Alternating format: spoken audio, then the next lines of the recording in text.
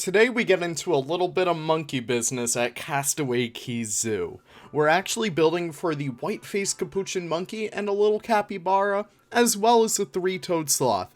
Welcome back, everyone, to Castaway Keys.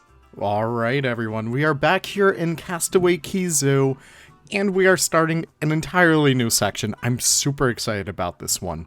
So the main portion of the start of the video is going to be a lot more infrastructure based. So if you want a little bit more habitat, skip to about halfway through the video. But if you want to see how we put together kind of like the background and kind of like all our little building pieces for this little set, stay tuned because this is going to be super fun. So I had the idea for Castaway Keys.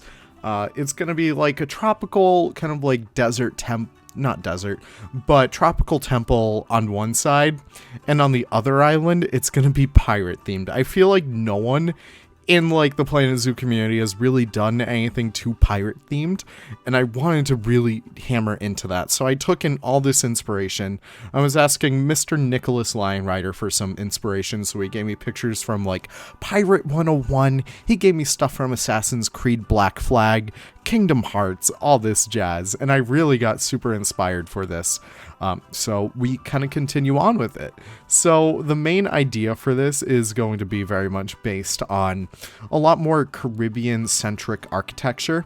I'm looking at like a lot of forts and stuff like that. I'm looking at like a lot of kind of like castles from down there.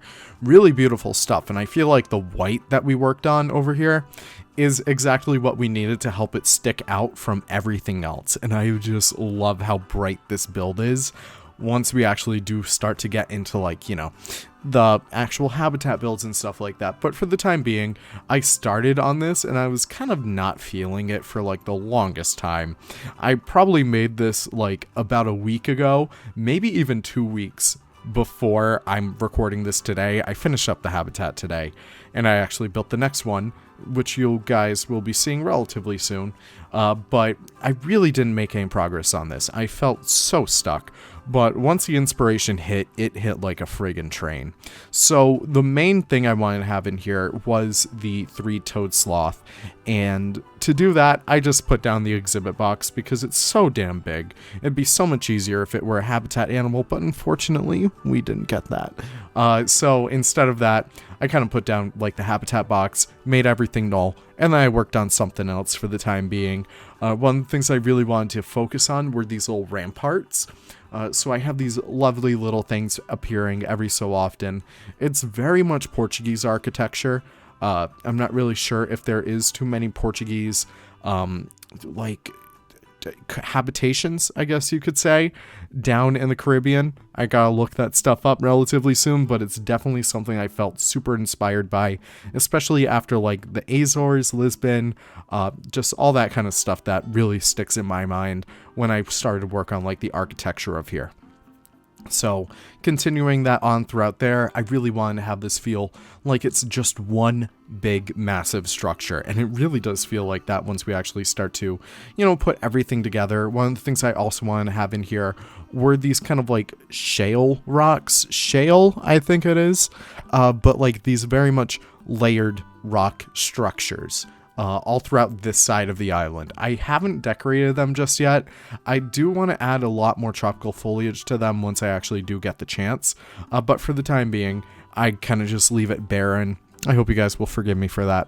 But what I do work on over here, because this is obviously the most important part of any Planet Zoo speed build, this is a cannon. I try to make a fairly accurate pirate cannon, and I think it came out relatively well. I don't know.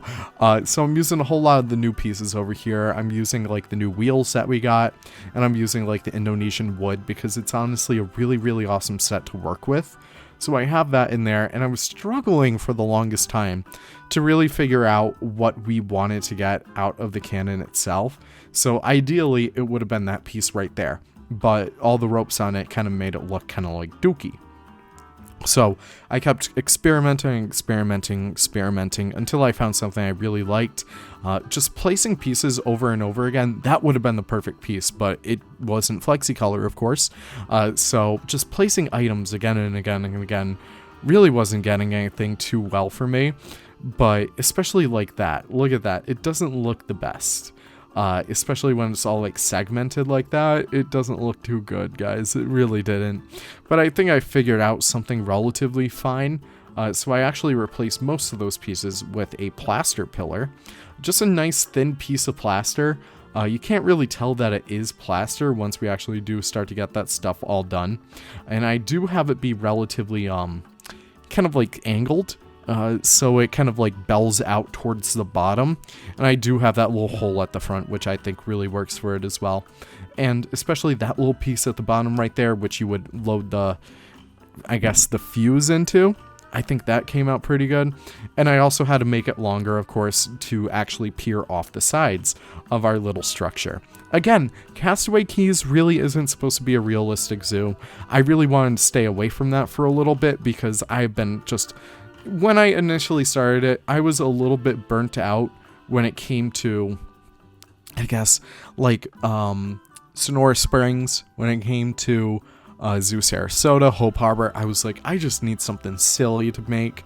I need something a little bit more fun to make, and this is exactly it. So here we are actually working on the pirate mast. So I did a little bit of a crow's nest over here. I really had no habitat in mind at first. I kind of just made a crow's nest just to make one. And it was a little bit of a struggle trying to figure out what color pieces I wanted. I was making this with Nick in the voice call, so I was like, do you have any advice? And the colors were just a little bit too vibrant for my taste, so I kind of mute them out a little bit more. You'll notice I originally went for like this bright red color, but eventually I was kind of just disserviced from them. That's not the right word, but I don't really care. But I was not really too happy with them. So I ended up changing them for a little bit more of a browner color, a bit more of a realistic color that you would see, and I think it works for what our purposes are over here. Just so much better. I really do like it a lot more. Of course I wanted that height. So, of course, this is going to be our little weenie. In case you guys are not familiar, that's one of my favorite words around here. A weenie, when it comes to like theme park design or zoo design, is something that you're always looking towards. Think of the castle in Magic Kingdom. Think of the Tree of Life in Animal Kingdom. All that stuff. Epcot Ball. That's like one of the biggest weenies out there. Even in zoos, I'm trying to think of something. Koali Zoo, I guess you could say, is like their flamingo cafe, like on the top of the hill from what I remember. I don't know, I haven't really watched that episode of Koali in a while.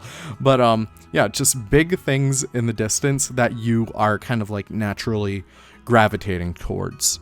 So that's kind of what we do over here. We want you to gravitate towards this area because it's super fun. It's super like playful and stuff. So what I add over here, I get to work on the pirate mast itself. I thought this was a super fun way to kind of integrate this stuff, especially because I don't really want to use these like cloth pieces all too much. They really don't have too much of a use for me. But once I started to play with them a little bit more, they really make the bill. Like, I feel like these are the greatest pieces for something like this, and it looks super awesome when all is said and done. And I was trying to figure out what would actually work for like the rope coils that would keep that together. I ended up using the plaster pieces. I feel like that would be fine. So I use a little bit of that, and I also repeat it on the bottom over here. I was building off of a very specific pirate mast, but I couldn't tell you which one it was. I really don't know. But it looks good. That's all that matters to me. One of the other things I wanted to do as well was create like a kind of like rope leading up to that. Ideally, I would have loved for the Capuchins to climb up here. Unfortunately, for some reason, the rope piece that we got in the Southeast Asia... No. In the Tropical Pack, sorry. The rope piece that we got in the Tropical Pack isn't climbable. Like, tell me how that makes sense. Like, it's rope. It's supposed to be climbable. Like, that's the whole point why we use these pieces. But regardless, I was like, fine, whatever. It's already built. It doesn't really bother me too much. So I kind of have this beautiful, beautiful mast and no animals to kind of climb up on it. A little bit of a shame, but hey, what can you really do? So I continued on building this a little bit more. I was trying to figure out the best way to create these like dynamic lines, but eventually I kind of get it all settled by just doing it across one axis, then duplicating them all and just kind of like correcting the pieces as we kind of make our way throughout there. A little bit of a difficult thing. I really don't recommend you guys do this if you guys are hoping to have like a pirate mast or something. I really do suggest you guys check something out on the workshop. Don't do this again, because it's just a waste of time, honestly, and there's so much better stuff on the workshop. So yeah, that's really my biggest recommendation for you guys to do, is actually use stuff from the workshop. That's actually one of the things I do in this build too, which I forgot to do before, so I'm going to do that right now. I use someone's pirate ship, and I'm going to get you their name right now. So essentially, one of the weenies I want to have in here is a big pirate ship. So I actually use the one, I believe it is the one by a creatist. Yeah, a creatist, A-C-R-E-A-T-I-S-T. They're on the workshop, really beautiful piece. It's really exceptionally well done. And I kind of break it in half for the purpose of the speed build. So that was honestly kind of fun to do. Just kind of like piece apart that entire build. But you'll see that pop up towards the end of the actual speed build. This is one of the longer builds I've done as of late. It actually was like 3 hours of building, kind of like compressed into a 20-minute video. So I hope you guys enjoy that. But you can see I really wanted to focus a lot more on this weenie. So I do a few like connecting ropes up there, trying to make it feel like it follows a lot more logic. And of course, as simple as that, I really wanted to make this feel like an island, that you could see like the monkeys kind of swinging across and stuff like that. And of course we also throw the capybara in there as well, as a way to kind of create a little bit more dynamicness in the habitat. I was planning on having the capybara in their own habitat for the capitat. I don't know, I'm losing it at this point. I also had a waterfall in here. Completely forgot about that, so I have a little bit of a spigot in here. Originally I wanted to have like a gargoyle kind of like vomiting out the water, but it didn't work out that way. So I have like these kind of like those dormers kind of like angled right there, and I work with like the rest of the pieces that we had developed to kind of make this feel a little bit more iconic, a little bit more like it's supposed to have water flowing from here. Kind of like it's a natural spring that they discovered. Maybe it's like a fountain of youth. I don't really know. We'll just say it is. But we have water flow down there. I'm using a mix, not the waterfall pieces, but instead I'm using the jets. I kind of like how they look a lot better.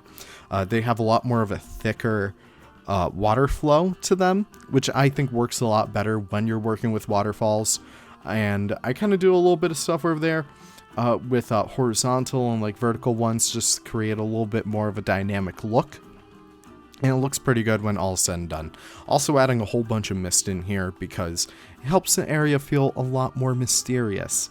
Now, you guys are going to get just a twinge of a sneak peek into the next habitat in the cinematics, I assume, because I'm going to record those after the voiceover for once. So you guys will be able to see a little bit of a sneak peek into the swamp area, which is going to have alligators. Super excited for those guys. I don't know. It's going to be really fun to have those like kind of pop up in there.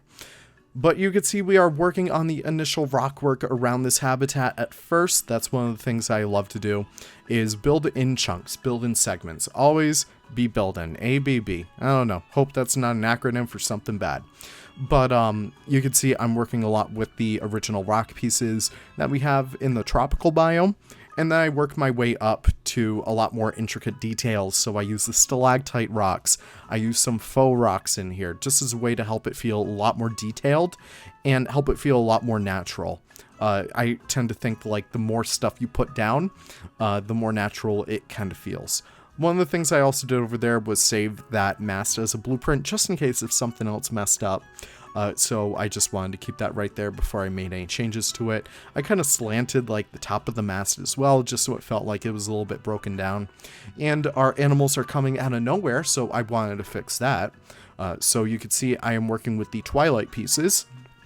Twilight Pack. Again, I feel like I say this every single time, but Twilight Pack is so slept on, guys. It is an incredible like set to build with. And it's just so top tier. I'm sorry if you don't like it, but learn to love it, and then it'll just shine for you. So I have this little bit of a keeper door back here. Again, very hyper fantasy. So I have like this beautiful, beautiful mahogany door back there. And I use a few of these pieces, like the kind of like door hinges, just to help it feel a little bit more ornate. So I have that stuff happening in there, and I get to work on like the terrain brushes itself. kind of like painting, I tend to think of it of. So instead of just having like solid grass, solid dirt, solid sand, one of the things I can really recommend you guys play with is combining them, because you create new colors like that. You won't be able to create green unless if you mix yellow and blue. So you won't be able to create like this nice rough dark sand without combining sand and dirt or something like that. Really recommend you guys play around with that. So you can see I'm adding these stalactite rocks in, again, just for a little bit of texture. I'm not really having them stick out other than like the tops and stuff. So it's just a really fun way to create a little bit more of a dynamic look to it. Same thing goes for these faux rock pieces as well. I really wanted these to line the like surrounding area of here, make it feel like it's a little bit more rubble, make it feel like, I don't know, like something used to be here, but the rocks and like the rock work kind of like exploded on itself. I'm not really sure. And I have a few of them all throughout the sloth habitat as well. Again, the main focus of the speed build really isn't on the sloths. They're kind of just like an extra piece in here. So it's just something. Actually, no, I did record the...